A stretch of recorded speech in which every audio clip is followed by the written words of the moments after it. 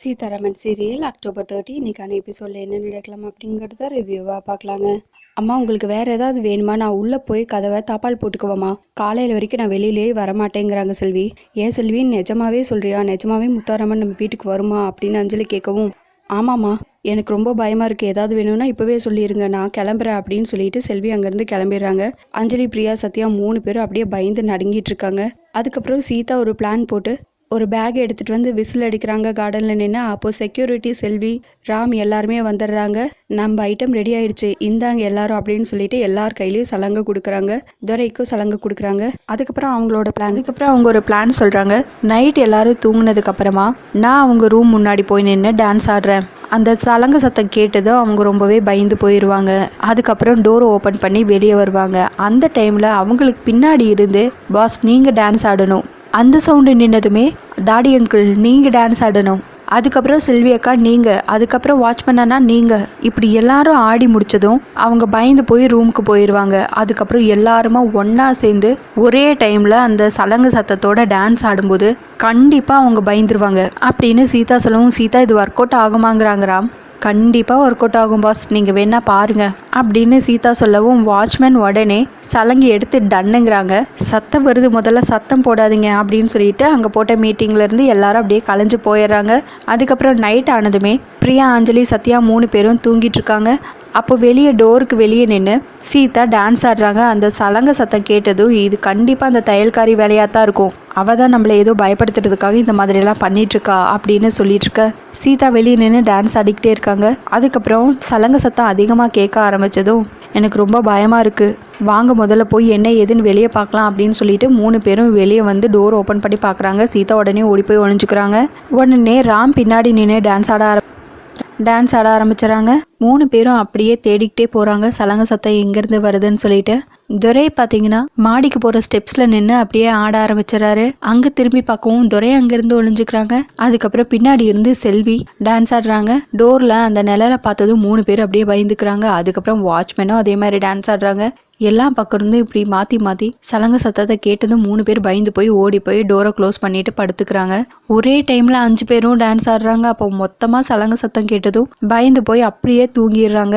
அடுத்த நாள் காலையில் 3 பேத்துக்கும் குளிர் காய்ச்சல் அப்படின்னு அர்ச்சனா மகா கிட்ட சொல்லிட்டு இருக்காங்க. சுபாஷும் அங்கே உட்காந்துட்டு இருக்காங்க. சீதா, ராம் 2 பேரும் கண்டிப்பாக இந்த பிளான் ஒர்க் அவுட் ஆயிருக்குமா அப்படின்னு ராம் சீதா கிட்ட கேட்க, கண்டிப்பாக ஒர்க் அவுட் ஆயிருக்கும் பாஸ், இப்போ வேணா நீங்களே பாருங்களேன் அப்படின்னு சொல்லிட்டு செல்வியை கூப்பிட்டு, அக்கா நீங்கள் போய் பேசுங்கிறாங்க.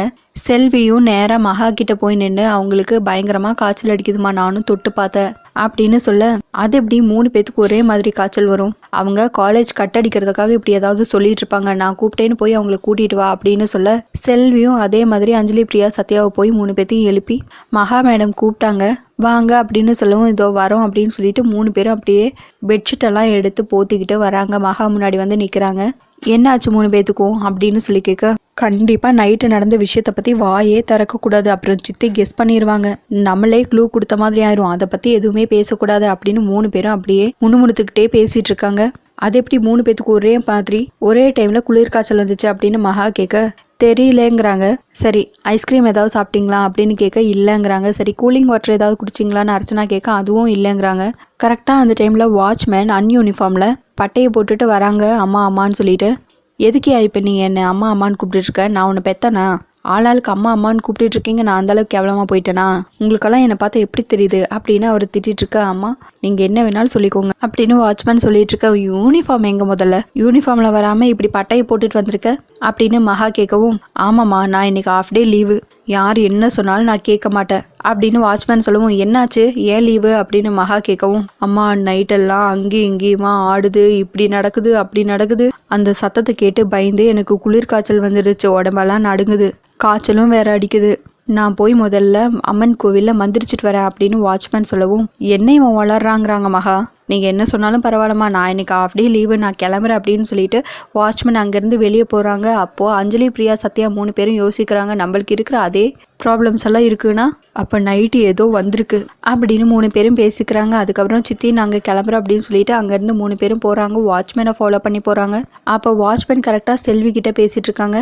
நான் ரொம்ப பயந்துட்டு செல்வி, நான் போய் முதல்ல மந்திரிச்சிட்டு வரேன் தாயத்து கட்டினாதான் சரியாகும், உடம்பெல்லாம் அவ்வளோ நடுங்குது அப்படின்னு வாட்ச்மேன் சொல்லிட்டு இருக்க.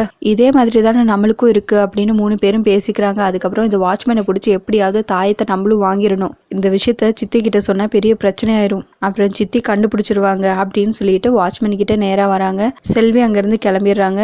நீ சொல்ற பிரச்சனையெல்லாம் எங்களுக்கும் இருக்கு, எங்களுக்கும் சேர்த்து தாயத்தை வாங்கிட்டு வந்துரு, இந்தா பணம் அப்படின்னு சொல்லிட்டு பணத்தை எடுத்து கொடுக்குறாங்க அஞ்சலி. ஆனா வாட்ச்மேன் அதை வாங்காம, இங்க பாருங்கம்மா, பணத்துக்காகலாம் அவரு தாயத்து கொடுக்க மாட்டாரு, அவருக்கு தேவை 3 வேளை சாப்பாடும் பழமும் மட்டும்தான், நீங்களே நேரடியாக வந்து உங்கள் பிரச்சனையை சொல்லி தாயத்து வாங்கிக்கோங்க அப்படின்னு வாட்ச்மேன் சொன்னதும் சரின்னு வேற வழியே இல்லாமல் 3 பேரும் ஒத்துக்கிட்டு கோயிலுக்கு போகிறாங்க. இன்னொரு பக்கம் சீதா ஒரு சில நட்ஸ் எல்லாம் கொண்டு வந்து சேது கிட்ட வைக்கிறாங்க. சேதுவும் அதை பார்த்ததும் சரி சாப்பிட்லான்னு சொல்லி சாப்பிடும்போது, மாமா நீங்கள் எனக்காக ஒரு உதவி செய்யணும் அப்படின்னு சொல்ல, என்ன உதவின்னு சொல்லுமாங்கிறாங்க சேது. என் மேலே உங்களுக்கு நம்பிக்கை இருக்குல்ல, நான் பொய் சொல்ல மாட்டேன்னு நீங்கள் நம்புறீங்கள, அப்போ நீங்கள் எனக்காக ஒரு உதவி பண்ணணும் அப்படின்னு சொல்ல, நீயே பொய் சொல்லுவேன்னு சொன்னால் கூட நான் நம்ப மாட்டேன், நான் உனக்கு என்ன உதவி பண்ணணும் அப்படின்னு சேது கேட்கவும், மாமா இப்போ நான் பண்ண போகிற விஷயம் நம்ம பசங்களோட எதிர்காலத்துக்காக தான், அதனால் நீங்கள் எங்களுக்கு ஒரு உதவி பண்ணணும், இப்போ வீட்டில் இருக்கிற எல்லாத்தையுமே அம்மன் கோயிலுக்கு கூட்டிகிட்டு போகணும் அப்படின்னு சீதா சொல்லவும் சேதுவும் சரிங்கிறாங்க. அதோட எபிசோட முடிச்சிருக்காங்க. உங்களுக்கு இந்த வீடியோ பிடிச்சிருந்தா லைக் அண்ட் சப்ஸ்கிரைப் பண்ணி நம்ம சேனல் சப்போர்ட் பண்ணுங்கள். தேங்க்யூ.